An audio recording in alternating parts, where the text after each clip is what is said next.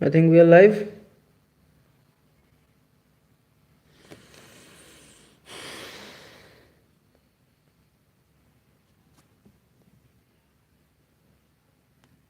Yes, we are.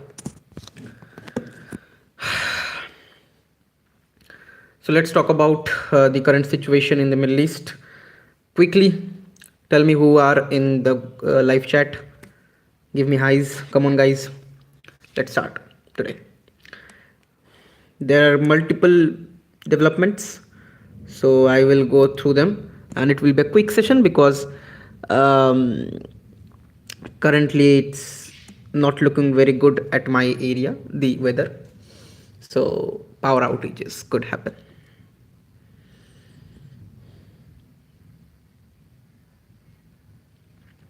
Okay, so good evening to everyone. Let's start then. Okay. Okay, so the first development that is going on is about I have posted the video about it, that two Indian ships, Shivalik and Nanda Devi, they were being able to cross the Strait of Hormuz, and recently a video from Gujarat came that Shivalik docked in one of the port of Gujarat, and carrying 45,000 tons of LPG. So the LPG issue is a little bit stable. I won't say fully stable, but it is currently a little bit stable in India. It will be. If it's not, then it will be. Um, Nanda Devi is on its way also, and from here you can picture the capabilities of Indian diplomacy in the Middle East, while all the countries are stranding, like trying like hell to cross their ships from the Strait of Hormuz. India did it, and did it with great success. And currently, it is also going on. The talks are going on that more 22 to 28 ships, which are of Indian origin, they are being held in this. They are being stuck in Strait of Hormuz, and they will be free too by Iran. Now what is going on in the Strait of Hormuz is that Iran is currently showing US that it is not Venezuela. And that is why you can see Trump is asking other countries to send their naval vessels to protect and to free the Strait of Hormuz for trade routes. Now, Trump didn't calculate this danger, and it proves that it was a very miscalculated, a very rushed decision of the US president to attack Iran. And that is why they are now stranded between these kind of situations. Now, what India did, China is also doing. Iran is also giving this leverage to China. Um, Oil prices in the international market are going up, even though the ban or the sanctions from the Russian oil uh, has been withdrawn by the US government. Now, this proves the hypocrisy of USA also. Um, and what now Trump wants from mainly from Europe and their East Asian allies like Japan and South Korea is that they send their navies to Strait of Hormuz, uh, to make the part of that world more more business friendly. Now, that Strait of Hormuz is so important because Around 20% of the whole world's trade goes through that. A major chunk, not a very small, a major chunk is being major chunk of the global oil trade happens through that region of Gulf. Now India is facing LPG shortages, was facing LPG shortages. Now India will face or might face LNG. Now, in the LPG case, or in the case of uh, the the the ships which are being freed from the Strait of Hormuz by Indian diplomacy. I supported the diplomatic capabilities of India, but where I will point out the flaws is that the LNG supplies of India. If you have an LNG supplier, the largest LNG supplier of India is Qatar, and you had problems with Qatar in the past also. Last year or the year before that, Qatar government arrested 8 um, Indian Navy, ex India, former Indian Navy officials who were working in Qatar on the basis of false, I think, spying on Qatar from the side of Mossad, and Indian government had to get involved and freed those uh, Navy veterans. But a country like Qatar, who has a state media named Al Jazeera, who is being funded by the Qatari government, who talks continuously against India, you go and enter in the website of Al Jazeera. You will see numerous articles which are being written against India.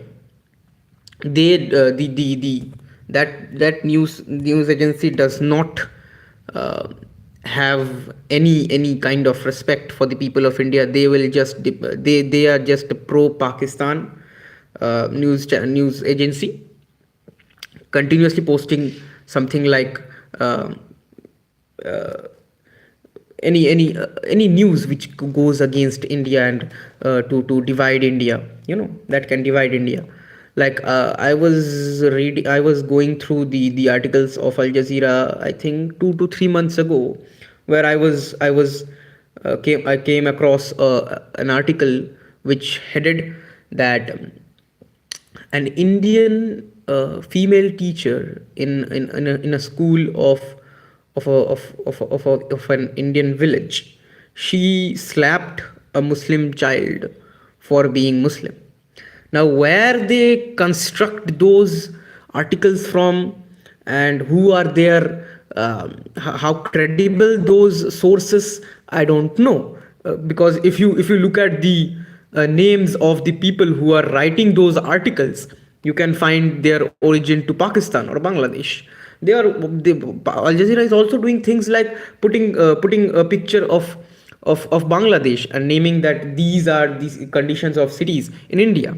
So a great negative PR of India, you can say, in this sense, is going on this news channel, this news agency of Qatar, and this is funded by the Qatari government, the central government of Qatar, the Amir of Qatar. And somewhere I feel that Qatar, even after these kind of incidents, Qatar being the largest exporter of LNG to India, is not fair. And what is more not fair is that India renewed that deal with Qatar, which makes us purchase our LNG from them in the last year for 20 years. Now, this is totally ridiculous, I will say. Qatar is not the largest producer of LNG in the world. You have Australia. You have, even if you want, you have China. I'm not going for China. You have USA also. You have Russia also. You have Malaysia. Why would you go to a country who is so hostile towards your people, towards your community, towards your culture? I feel that is a defeat, or I would say a miscalculation by the Indian diplomacy that happened in Middle East, if I have to point out, and that is why we are now shifting and trying to trying to make our LNG stock a little bit bigger, because the LNG crisis might also come. Uh, and now we are going to Australia and countries like that for LNG. So why not before? Why you are stranded with Qatar?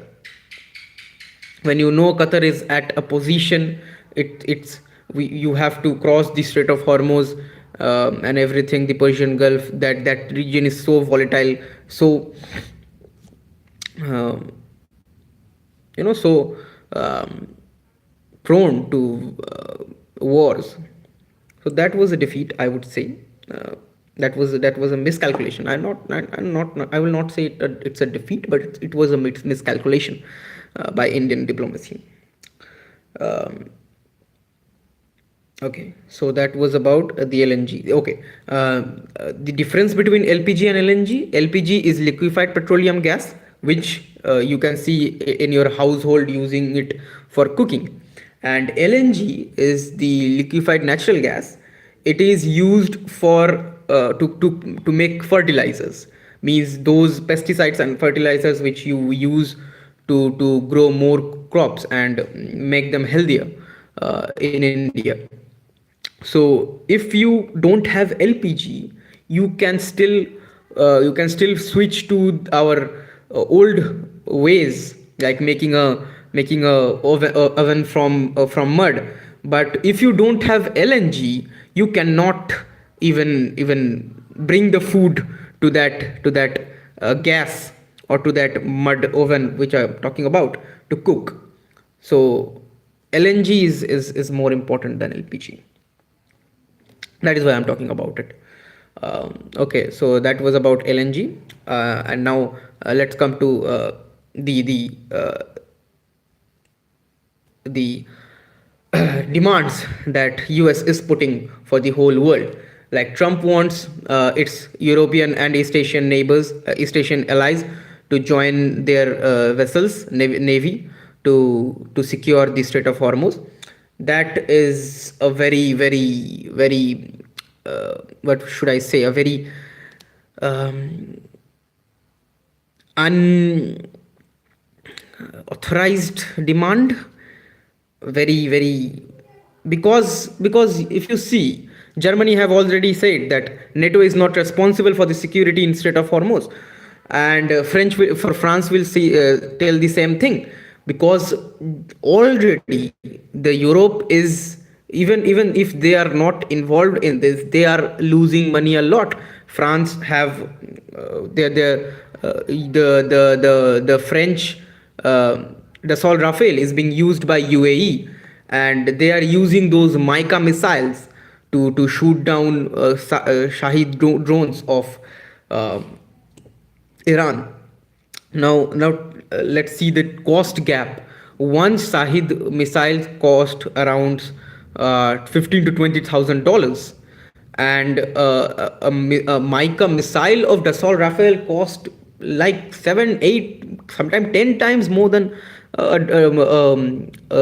Shahid drone, and that is an enormous um, difference between the firepower, between the cost that is being uh, that is coming into play.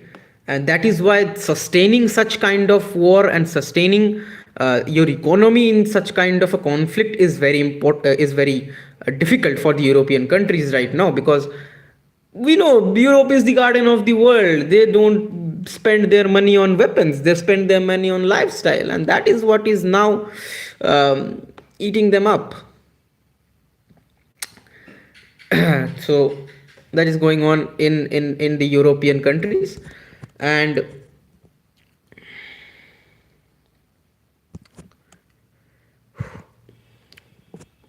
Okay.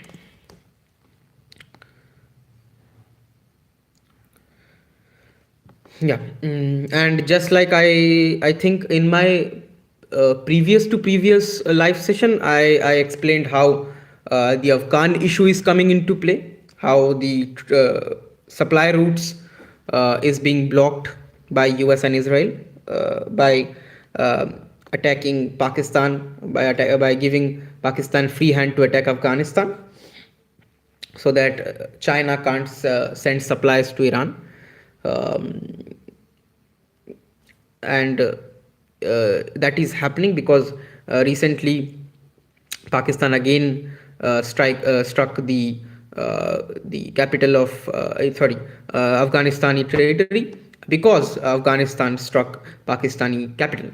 And Afghanistan is saying that some children were being killed in the strikes of Pakistan. And that thing is going on there because you, once on the one hand, Trump wants to capture the Bagram air base, and on the other hand, they also want to seize the supply route to Iran. Okay, so Iran is that is the problem in Afghanistan.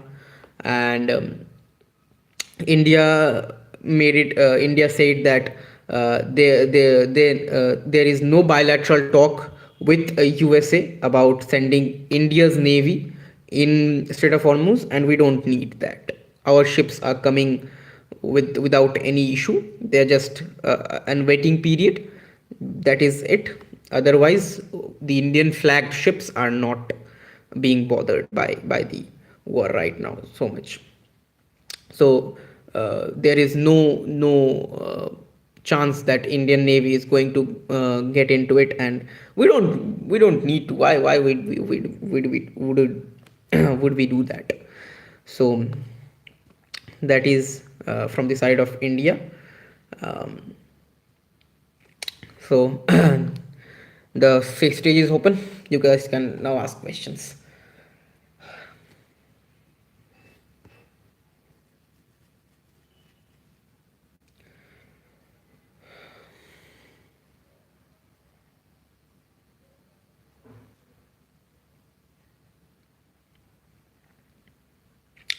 Come on, guys. I'm waiting.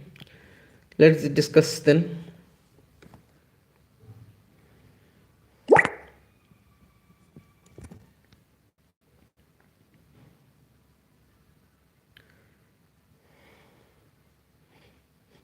The Indian Navy is looking at specifically at the Strait of Hormuz for the LNG supplies and LPG supplies. Mainly the LPG and LNG supplies. Crude oil, we can get that from Russia, because the even before the sanctions were being lifted by USA, Russia promised to send 9.2 or 9.5 million barrels of crude oil to India.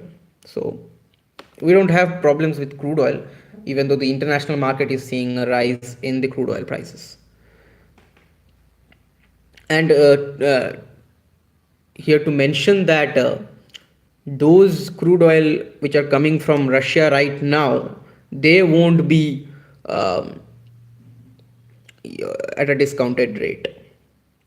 Okay, because Russia now wants to make money, and according to USA, this money is not going to Ukraine. This money is not funding the war against Ukraine. Okay, that is the point of view of the US Pentagon. Okay, so I think I have covered much of it.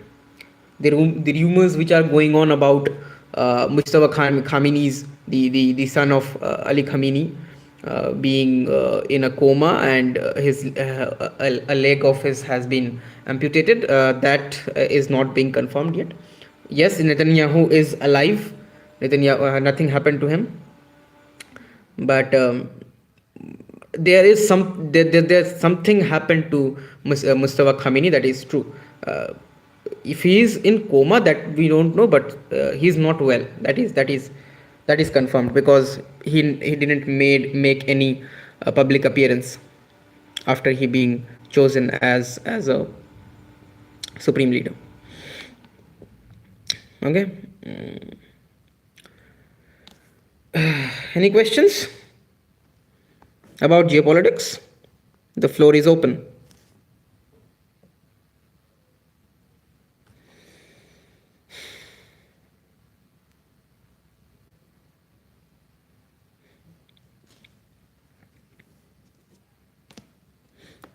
Look, US has a very sophisticated economic system. So even though US is facing a lot of um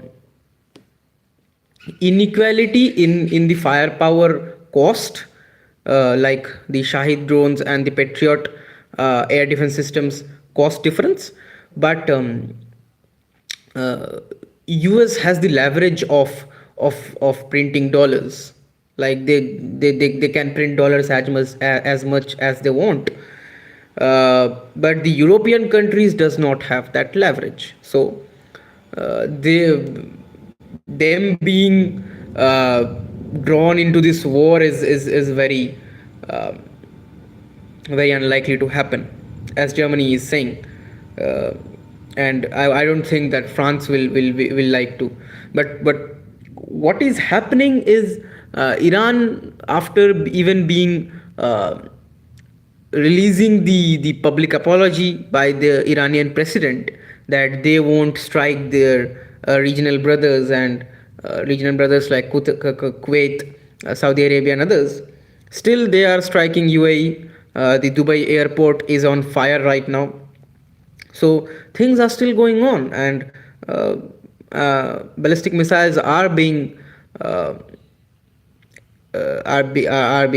hit are hitting these countries. So I don't know about the I am not sure about the public apology what they meant to by saying that they won't hit their regional brothers. So what is going on in the mind of the Iranian leadership, that is um, very critical to get right now.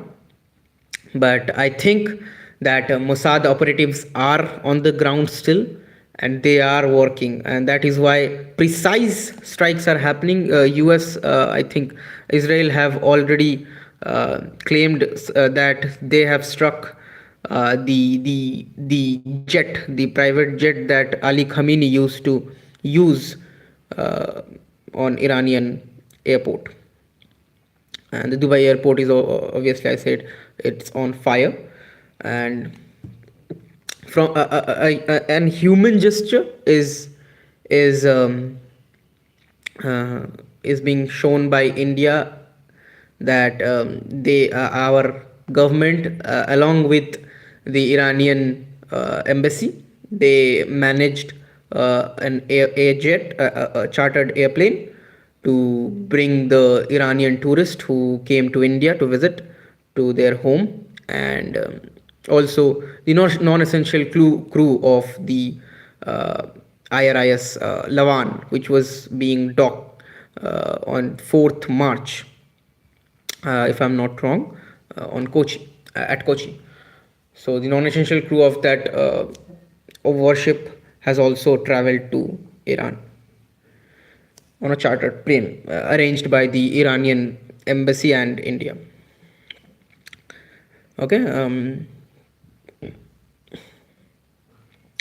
India have also provided 30 days. I have to say that India have also provided 30 days extension for visa for some for the tourist from some specific country tourist who are visiting India right now without penalty. Okay. So I think that was all for the Iran war right now. Okay. You guys can ask question if you want.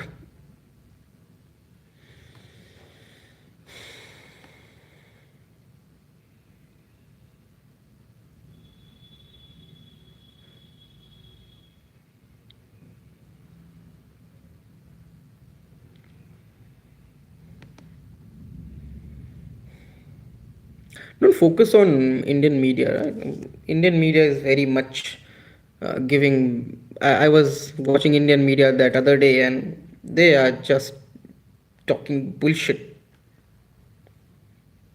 Okay, so I think that is it for today. I'll see you guys in the next live session, our next short video. And till then, Jai Hind. I'm Ankan Das signing off.